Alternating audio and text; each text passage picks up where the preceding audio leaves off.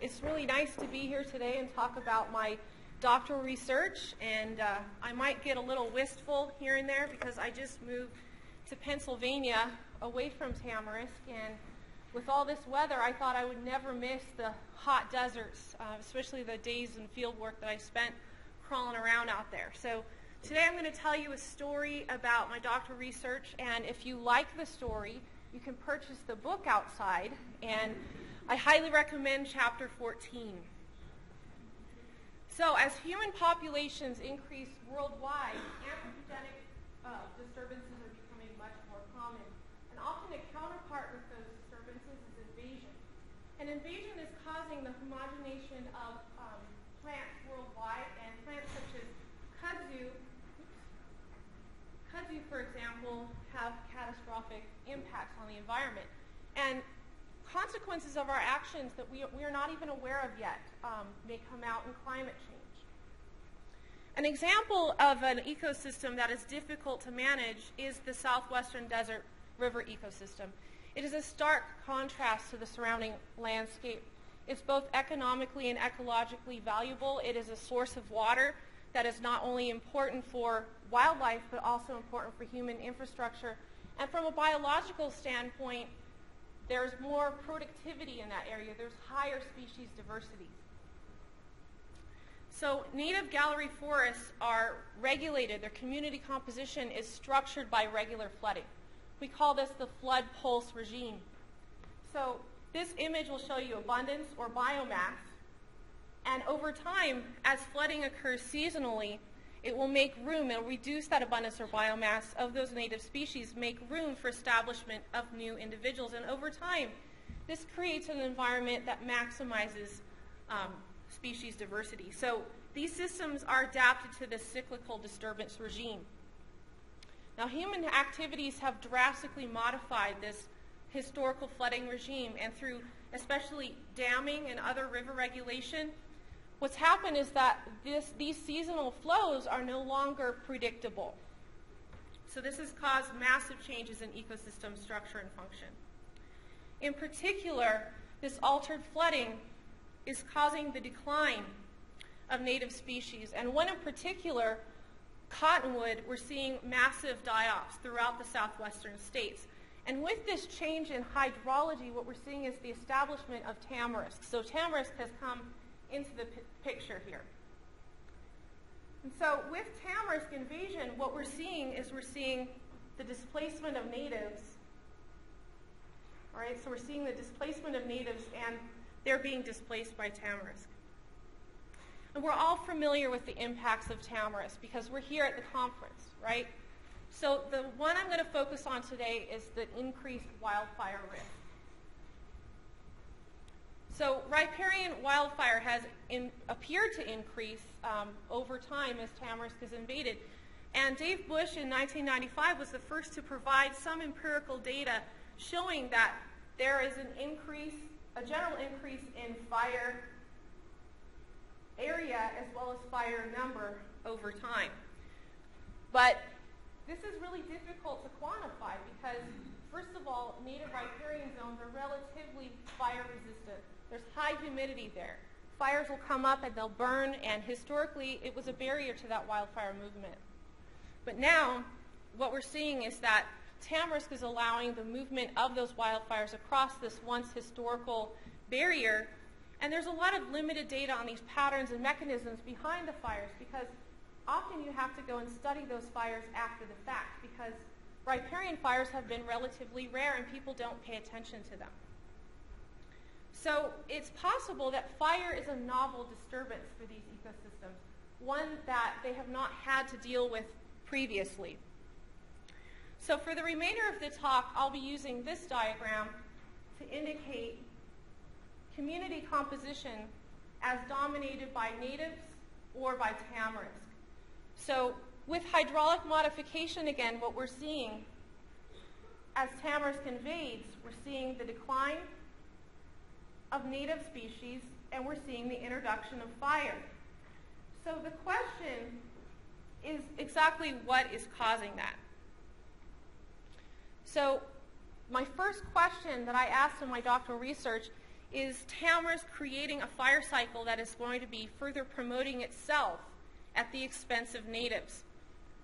In order to address this, I looked at flammability, recovery, and fire intensity. And I started at the leaf level. So I started small and I went bigger. So I conducted foliar flammability experiments where I used a muffle furnace, and I heated that muffle furnace up to 650 degrees Celsius and used convective heat, and basically timed how long it took for those species to combust.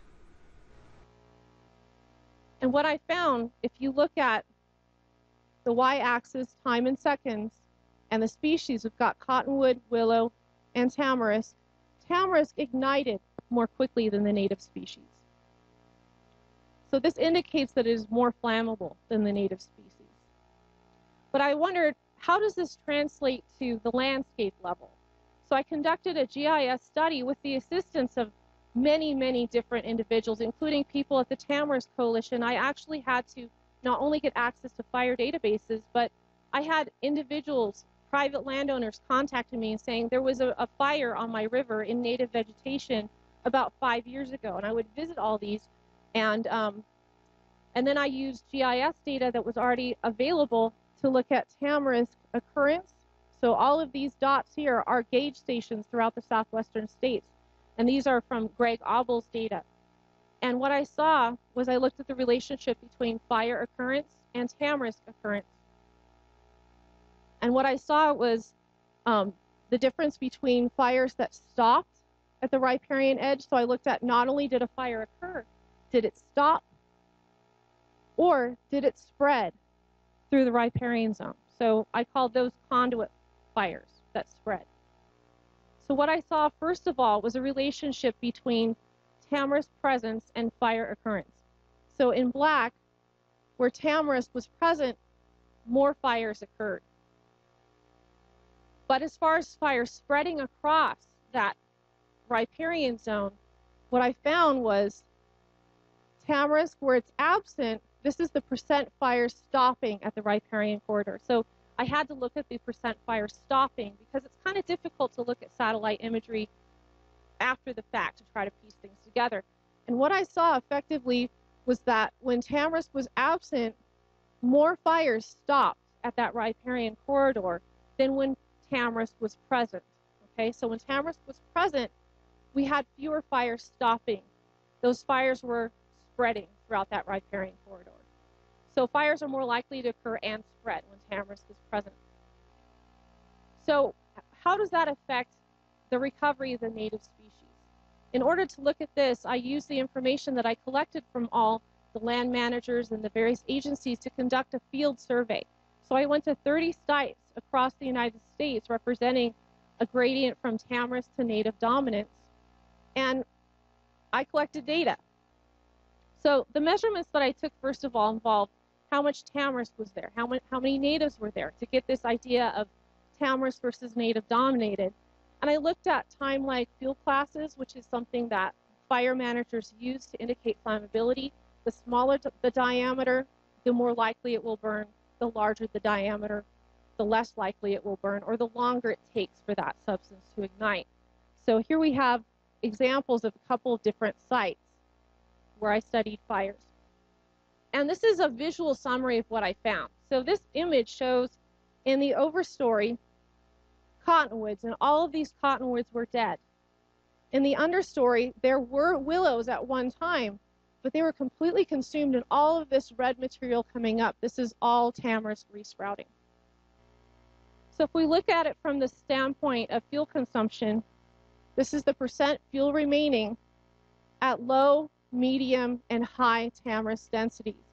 So at low tamarisk density, there's quite a bit of fuel remaining following the fire, because native plant species, they do not burn as thoroughly as tamarisk does. And then we have, at medium tamarisk density, a little bit less fuel remaining, and then finally, at high tamarisk density, very little fuel remains whatsoever.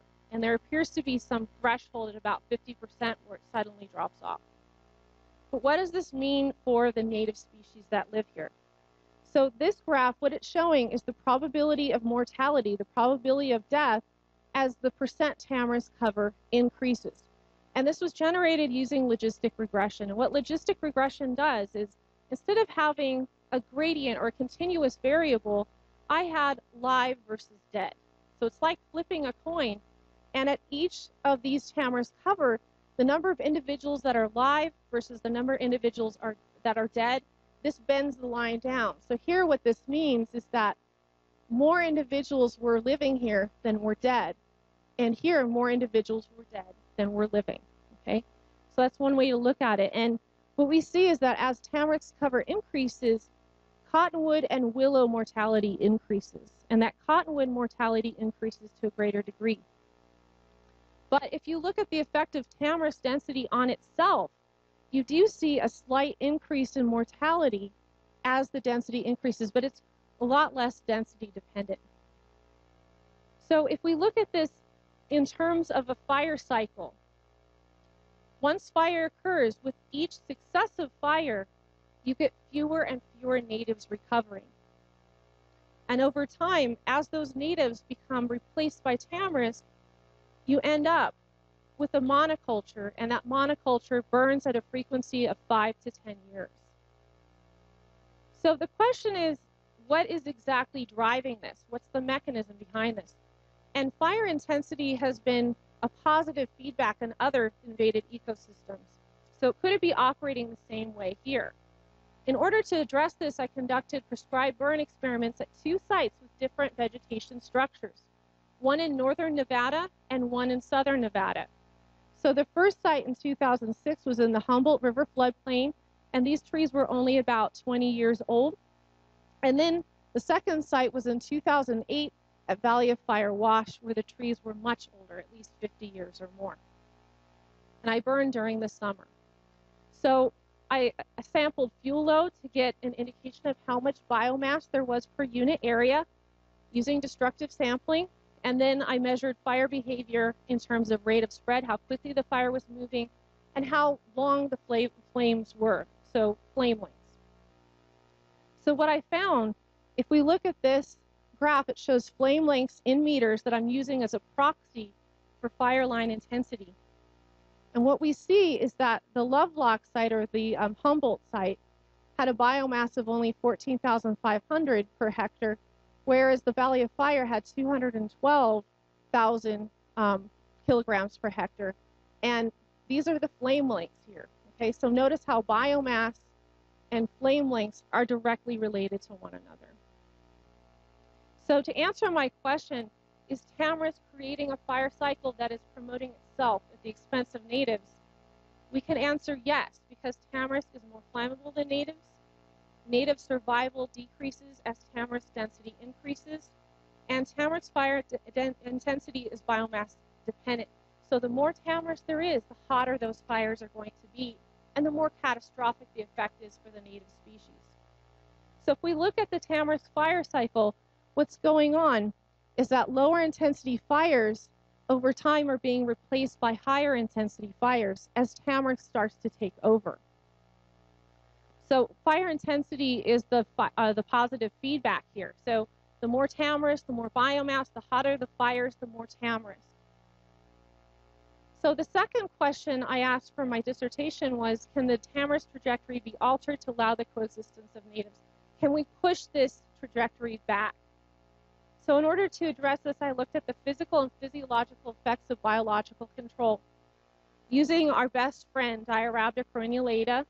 We're all familiar with Diarrhabda, and the foliar desiccation in particular was very important in this first investigation, because we know that there's this concern that biological control may create an even more flammable situation, because Tamarisk itself is flammable. So I started again at the leaf level to see what was going on here.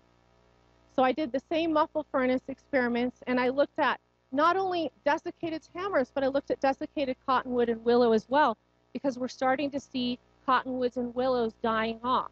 So they're starting to become desiccated themselves. And what you see is that for Tamarisk, the non-desiccated, the green material, takes a longer amount of time to ignite than the desiccated material. The same is true here for the cottonwoods as well. So that's something that we would expect. Something's drier, it's going to ignite more easily. But can we translate this up to a higher level? In order to do this, I returned to our prescribed experiments, our prescribed burn experiment. So I only told you part of the story. This is the more in-depth story now. So the first site in the Humboldt sink was set up to look at fire behavior. And we looked at fires in the summer versus fall to look at the effects of season. And we had an unburned control, which was affected by the beetle only. Okay, so the beetle had subjected the trees to at least 3 seasons of biocontrol. And what we had was a gradient of desiccation. So even in the same plot, some trees were more desiccated than others. So there was this gradient. This makes comparison a little bit more difficult. So in order to have a clearer comparison, we established a second site in southern Nevada, and we used foliar herbicide spray to simulate the initial beetle establishment event to do a quick desiccation. So we had discrete desiccation levels here, which we called simulated biological control. I took the same measurements, but in addition to that, we have temperature and duration. We use data loggers and thermocouples to get at this idea here. Oh, and we also had the visual measurements here. So basically, we took thermocouples and we put them at the surface near the root crown, which is where the tree stores all of its excess carbohydrates. And we looked at temperature over time, but to get a better idea of how it would be damaging Tamarisk, we looked at an indication of stress. So we made a fire intensity index by taking the area under the curve over 7 degrees, the temperature at which most plant materials die, so 70 degrees Celsius. So essentially taking maximum temperature and duration both into account, we took that area under the curve, we integrated it, and we got a fire intensity index that, again, gives us an indication of how much damage that Tamarisk is going to get.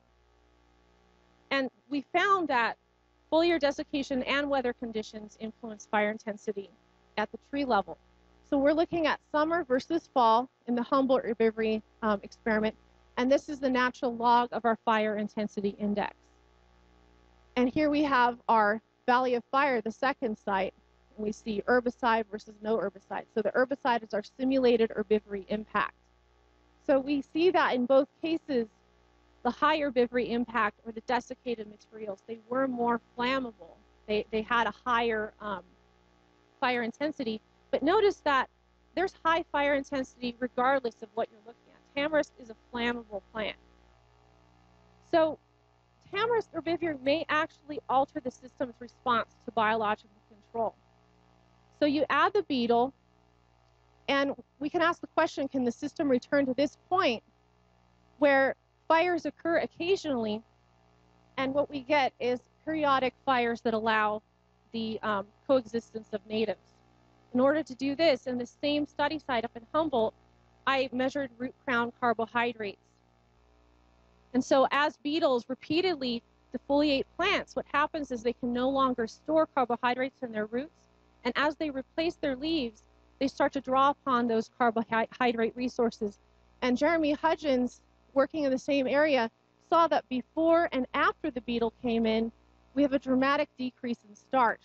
So I measured percent starch before the fires, and I related it to herbivory level, and what I found was that as herbivory level increased, starch decreased. So the trees were starting to get stressed out. And this constituted physiological stress.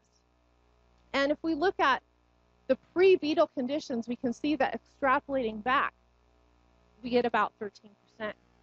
So what did we find? We found that the probability of mortality increases as herbivory level increases, but that there's this really substantial increase in the summer that we're not seeing in the other treatments. So we asked, what's the nature of this interaction? So multiple stresses interact synergistically in other systems, such as in the bark boring beetle. So they've been known to enhance mortality in conifers. So we asked the simple question, is there synergy going on? In order to measure that, we looked at whether or not the result is greater than the sum of its parts or non-additive.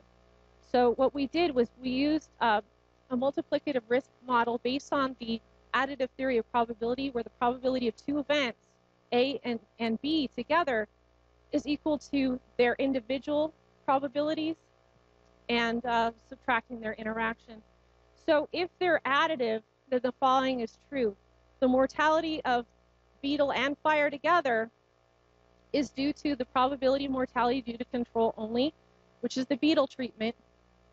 The adding the mortality due to fire alone, extrapolating back to 0%, and then their interaction. So if the observed mortality is bigger, then the factors are synergistic, and this is what we found, that the observed and the predicted were different, and this is the degree of synergism that we saw, this difference here, that we get a lot more mortality than predicted. So what we're seeing is happening is that the beetle could possibly push the system back to that earlier state by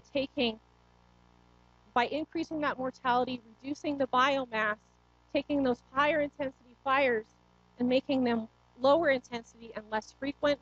You can get the coexistence of natives. And why is this important? Because very little native plants are really necessary for native bird populations to establish, as little as 20% to 40%. So, and with that, I leave you with questions since I ran out of time.